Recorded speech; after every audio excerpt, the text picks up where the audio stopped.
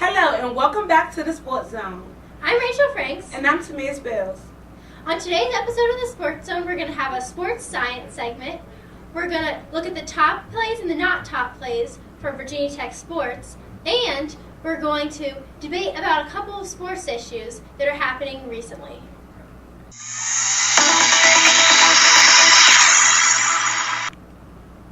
Okay, so on the sports science segment, we're going to look at how weather affects games.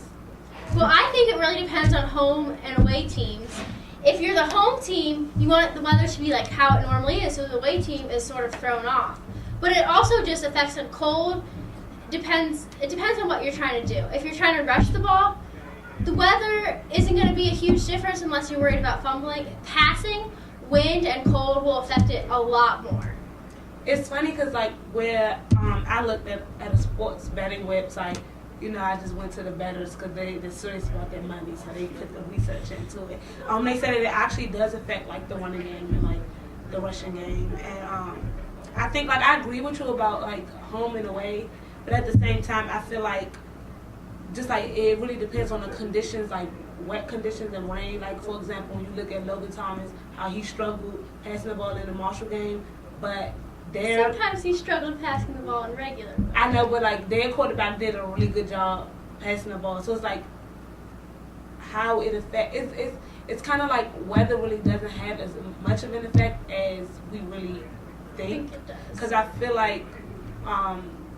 other stuff injuries and who's coming back and who's been out and who's having an issue really have more effect on the game versus how the weather is.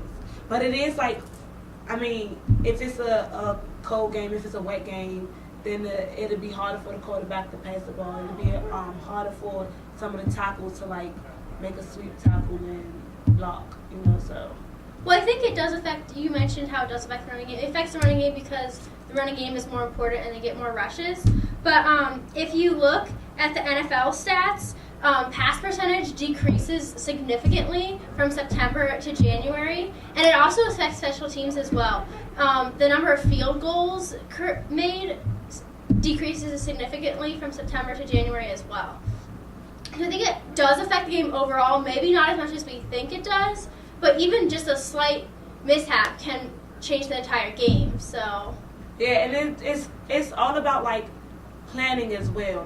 It's easier to change it's easy to change what plays we're gonna do and change the scheme in I think cold weather versus really wet muddy weather, because it's just it wouldn't, if it's cold, but if it's wet and you're likely to slip, it's harder to really change and make some more effective plays there, especially if you say you're the away team and you haven't had a chance to practice it. So I think another interesting weather condition that people talk about is snow and how snow affects game, because not every team is used to playing in snowy conditions. Yeah. What do you think? Well, I think it does affect too, and I think one of the big controversies recently has been how the Super Bowl is going to be played in New York. And New York in January a lot of times is really snowy. So will that be an advantage for, say, the Green Bay Packers end up in the Super Bowl compared to the Denver Broncos? It's funny that also because I read that snow doesn't really have as much of an effect. It actually has less of an effect on less than one. It has an effect on less than 1% of NCAA and NFL teams. So snow doesn't really play as big of a role as. I think really what it can affect a lot is field goals and kicking. Because if you look at our game against Marshall, there were so many missed field goals, and that was really because of the rain, because of the mud, than more than anything else. We had some missed kicking opportunities at ECU too when it was raining, but both teams were missing field goals in this game. Yeah. But so now we're going to take a look at some students with the Man on the Street segment and see what they think about how weather affects games.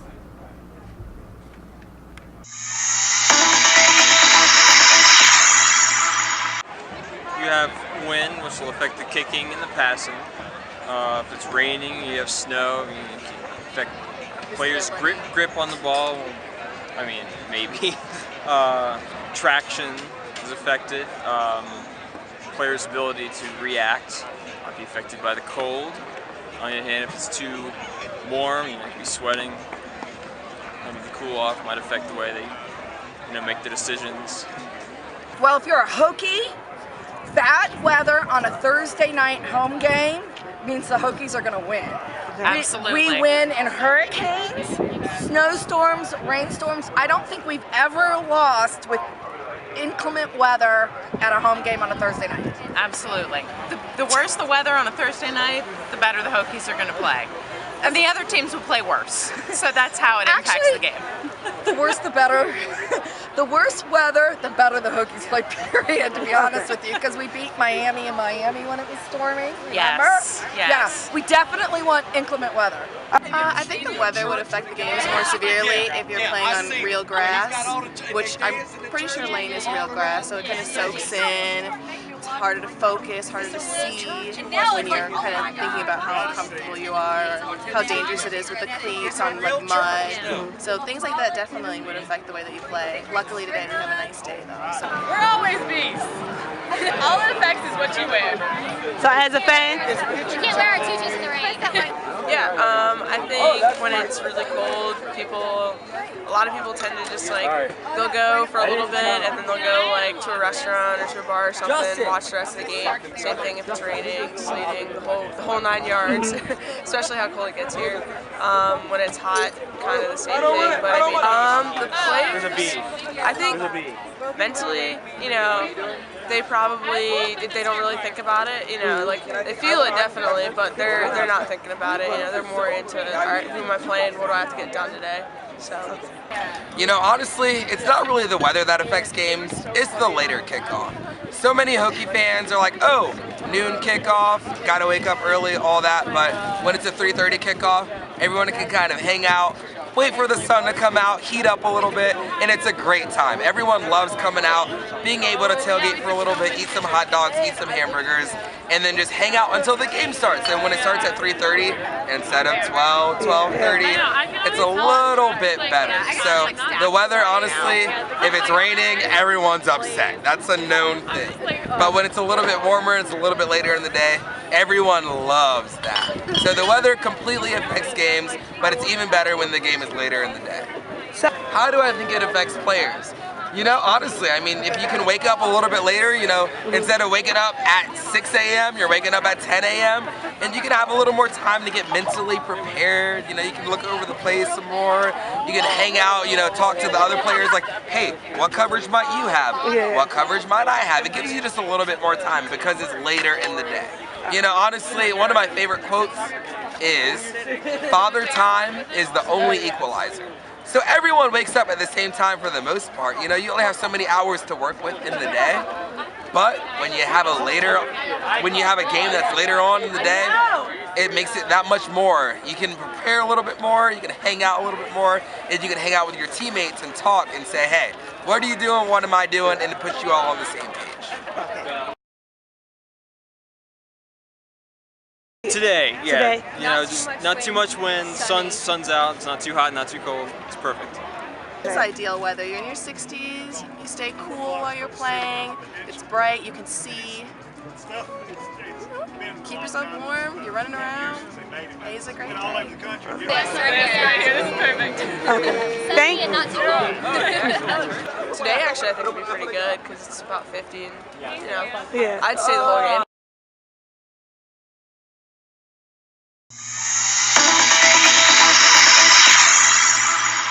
Now we're going to look at the top VT plays and not top VT plays over the past couple of weeks. Okay, number 3. Today we're going to practice. Bang! Throws it down. Want to see more of that in the season. Number 2, women's soccer. Bang! Oh, that's Ashley Meyer, folks. Ashley Meyer doing her thing. Quick The celebration. Yeah.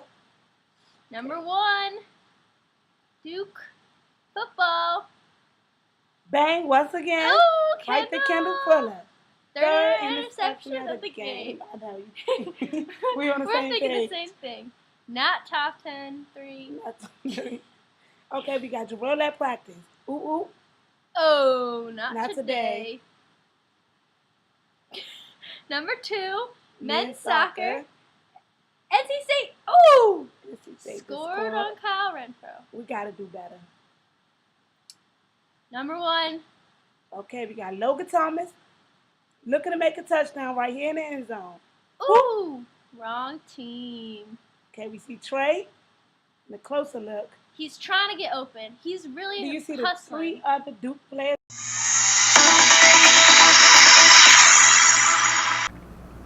Okay, so now it's time for a debate segment with Rachel and I, and we'll be looking at some issues in football today.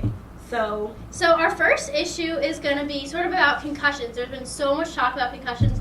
There was recently a documentary on it that ESPN was going to air, and the NFL convinced them not to air, and then aired, I think, on ABC or NBC. But Richard Sherman just came out with an article on it. Richard's sort of known for talking a lot, but he said a lot of interesting things, including saying, if you don't like concussions, don't watch football. So I think, he has a point. Like, he made some good points there in his article, and he said, like, football players choose to play football. Like, this is a choice, so they know the risks going there, and this is what they choose to do. Well, I think it's interesting to say that. Like, I think it's definitely interesting to look at their opinion and what they choose, but I think you should also go back and look at the players who have actually suffered from the concussions. Because, the players hear about how bad it is and how in later life it can affect you, but it's not affecting them now. They're young, they're athletic, they feel invincible. But what do they say when they're 50? Chitu Amadu was asked if he would still play, knowing what the effects of the concussions he would have. He actually said he wouldn't have played. He was really athletic a kid, and he would probably have played basketball instead because of how rough it has been. Also, a study of over 2,500 retired players found that if you've had more than 3 concussions, you're 3 times as likely to be clinically depressed. You said so many things there just now, but I think that I don't even know what I want to address first. Going with Sherman, he addressed how what happened in the past doesn't really have a bearing. He didn't say it doesn't have a bearing on them now, but he was like, you can't talk about the players now, how concussions are affecting the players now, talking about the people of the past, because it's just different. It was handled differently in the past than it is now. There's more awareness about it. So I think bringing in the old to counteract with the new doesn't really make for a strong argument. Just because back then football was very dangerous back, even before now. It was even more dangerous than it was to the point where football just started.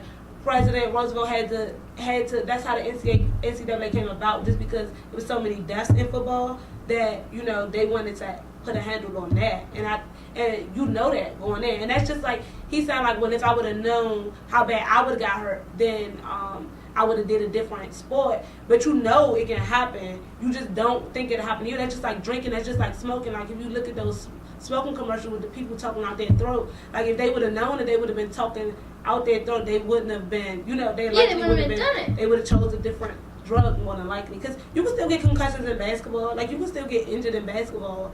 So it's not, being an athlete, choosing that path is you are aware of the risk, and you are aware of the type of things that can happen. So you're aware of it, but it doesn't mean you're truly going to take it into consideration until it actually happens to you. But whose fault is that? If you just say it's the fault of the NFL for not protecting you just say you're not going to take it into consideration. You're not. You didn't say the NFL is not going to take it into consideration, that you didn't take it in consideration. Is you are not going to take it in consideration. The NFL realizes that they're not going to take it into consideration, and they take advantage of that fact and use them and play them, and they pay them, but they're it's exploiting their bodies almost. It's exploiting their bodies, but exploitation is it's harder to prove when you sign up for it and you it's something that you agree to. It's not it is not the only option for you. It's the option that you chose. You always have a choice, right? And if you choose to play a dangerous game, you have helmets in the NFL not because they're cute, but because they're protecting your skull, because brain injuries can happen. So it's I don't understand. Do you just ignore that fact? It's oh, well, I know we wear helmets, but I really didn't think it'd happen to me, I think players do ignore that fact. They don't see that what's going to really happen to them.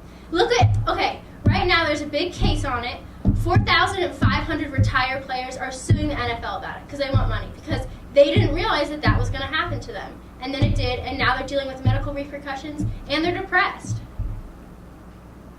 I mean, that just goes back to him saying, using the old to counteract with the new. I think if we're going to go back to the old, the NFL mishandled how they dealt with concussions. Like, it's really no way around that. But I feel like football was even dangerous back then, more so than it is now. And that's a risk you take going. That's just like a risk that you take. I don't understand, like... I think it's a risk you take, and I think they choose to play, but I just think there should be somewhat more protections for them. Like what? What do you suggest? I would suggest there's more payments that can be made for after their life. There's more research that should be done into helmets. There is a lot going on. But yeah, I was going to say, you sound like more should be done for them, but more is being done. So that's we start bringing it back to the newer players. Like, because of the older players, more is being done for the newer players. There's more awareness about it. There's more research going on now. Like, it's more like rules being in place, like the boundary rules and stuff like that. Like, it's more stuff going on to protect the players. But then people argue, like, is the NFL going to disappear?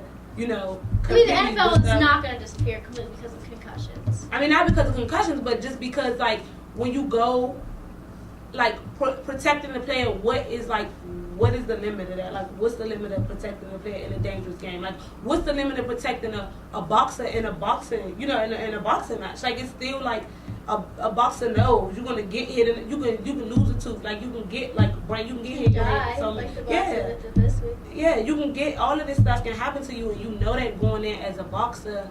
But then it's like, okay, they need to protect boxers more. So then what? You get them helmets. So then what? You get them, protective gear, protective uniforms, and then does that take away from the sport? And I think... Well, I think the problem is the fans are going to feel like it takes away from the sport, and the fans aren't the ones who are being affected by all the dangerous injuries. Right, but the players are the ones signing up.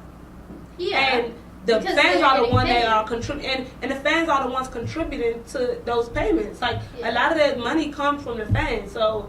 It's like a agreement going on always, and I think people are aware of it. So concussions is just like a thing where you know about it and you don't think it'll happen to you, and when it does, it's like, oh well, no one really told me it'll happen to me. Like, but as far as protecting players goes, like once they get a concussion, like I said, the NFL could have handled it differently, but it's still like. Well, the problem is there's still players who pretend they don't have concussions, who play through concussions when they should be sitting out. I mean, I don't think there's a easy way to answer. I don't know if there is a way to fix it, but I think it should definitely not be something we should just say, don't watch it if you don't like it. Well, my final point is going to be, I agree with him saying, don't watch it if you don't like it. I think if you don't like it and you're a player, then you take the necessary steps to fix it. That's what it needs to be. Like current players, like you just said, they play through it. That's their choice. That's what they choose to do. So you can't like you said, the fans are the ones inside of the game. So if it's a issue, the players need to stand up for it. So that's what I'm going to say about concussions. Okay, so the next topic we're going to look at is the Heisman. Who should win the Heisman? How the Heisman race is going? What did you have to say on the subject? I definitely want Famous James to win the Heisman. I mean, right now he's in second in the race so far, but I think right now he deserves to be in second. Honestly, just numbers don't lie, stats don't lie, and he's not performing as well as the quarterback from Oregon. So I think he deserves to be there right now. I would love to see an ACC player win the Heisman. I feel like it's been a pretty long time since an ACC player has won the Heisman. But right now, Marcus Mariota is pretty significantly beating him. He has 19 passing touchdowns with 0 interceptions, which is incredible. And James only has 3 interceptions, which is, he's still a freshman, whereas Mariota's a redshirt sophomore. So I think that experience plays a role, but I feel like it's not bad. But you can't argue with 0 interceptions. Yeah. But it's just pulling for him and want him to do well. So sad that he beat Clemson so badly. I'm just really happy that Johnny Football, right now, he's definitely not out of the race, but he's not ahead. I don't want to see him win again. I don't think he should win again. I just talked about SEC football with Johnny Football, and we're going to bring it to Alabama and their coach. So Nick Saban recently sort of attacked Alabama fans for not saying till the fourth quarter, not saying till the end of the games, because Alabama has been killing teams. Then people leave early to go to the bars, go drink, whatever. He was saying these players work day in and day out. They have to play the full 60 minutes. You guys have to sit there for the full 60 minutes. What do you think about that? Nick Saban, bad.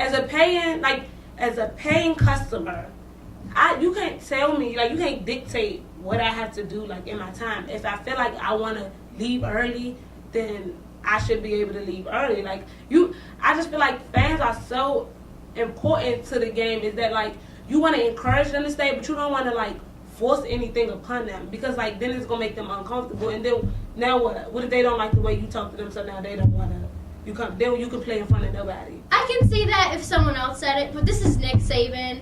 Their championship, he's going to go down as one of the greatest NCAA coaches ever. If he wants to tell the fans to stay, they should stay. I personally do not leave games early. I don't believe in leaving games early. I don't understand how other people can leave games early. I think you should stay, especially if your team is if you are losing badly in an opponent's stadium. Okay, maybe you should leave early. That's the only excuse I can see. Nick Saban is in a position where he can tell fans to stay to the end of the game. If you are an Alabama fan going to a thing, you're all the SEC. You're supposed to be the best fans in the nation. You're not the best fans if you can't stay to the end of the game. I think if you pay for your ticket, $50 or however much they cost, you can stay or go as you please. Just like the people that buy the suites out. Oh, they love that money, but half of them don't pay attention to the game. They up there rejoicing and stuff, and they in a comfort of a box. They don't, half of them don't even pay attention to the game, and that makes them a better fan than the people who are out there and watching the game just because they put more money into it, just because they stayed the whole time, because they had the conditions to do so. I feel like that it shouldn't matter. You paid, you should be able to watch the game if you want, leave the game when you want, because Nick Saban that's not benefiting you at all. That's benefiting him, but that's not benefiting you. So. Thanks for watching this episode of The Sports Zone. Make sure to check us out every Monday. Keep it classy, keep it real, and stay in the Sports Zone.